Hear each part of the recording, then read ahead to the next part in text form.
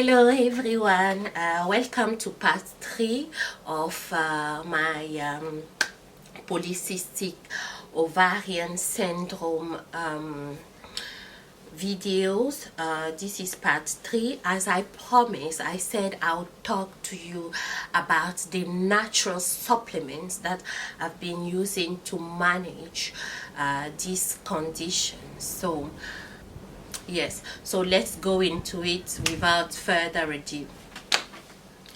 So as I said in the previous videos, second part of this series, I use Utovlan and it was brilliant. Utovlan, you know, can be used to delay or provoke menstruations, but it's a prescribed drug here in the UK, and it's really good. You know, it did the job, but I took a personal decision not to be dependent on any drug to have my menstruation. So I went for alternative care, and I did a lot of research on this. So that's another thing. If you have polycystic ovaries, go online, read, watch videos, you know, see what other people are talking about on their blogs, on their vlogs, whatever, you know. Read. Survive. So I am going to go into this by mentioning the first thing I found out on one of the blogs. Is this tea, spearmint tea. I got it from Amazon. It tastes really nice. It tastes like bubble gum, you know. So this is a family of mint, so but it's spearmint. And the reason why I started taking this tea, and I take it every day, and I drink plenty of it. If you're not a tea drinking person, here is what you can do. You can either brew this in a big, you know, jar and just add some lemon and put it in the fridge and drink it as water. That's what I do, because sometimes I get lazy, you know, or just life gets in the way. So I just make a big jar of tea, and I use like 1 or 2 bags, and then I let it infuse, and then I put some lemon drop, and then I just leave it in the fridge, and that's my drink. So that's another thing about polycystic ovaries. Stay clear of fruit juices, even if they are 100%. It doesn't matter.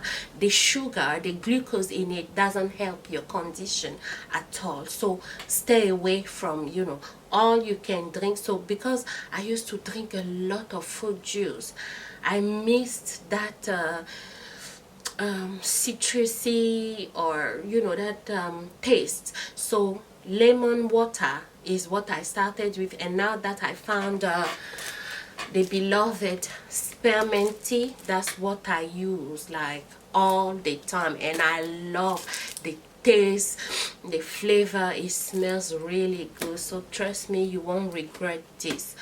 And I was going to say, the reason why I started using this tea is because it slows down hair growth. It really does. It will slow down your hair growth so much that you'll be amazed. And they say there has been an experience done in Turkey where men in this remote village, they drank an insane amount of spearmint tea, and they were complaining about loss of their libido. You know, they didn't have the sex drive that men are supposed to have. So the scientists in the area decided to do an experiment.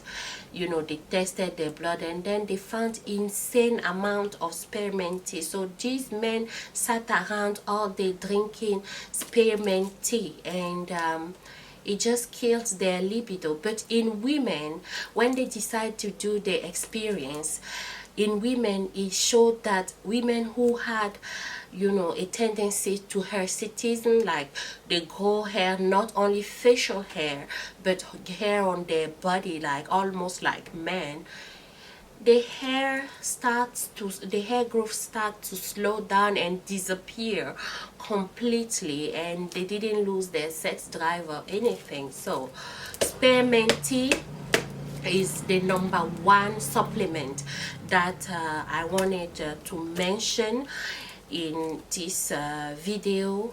Go for it. Go for spearmint tea.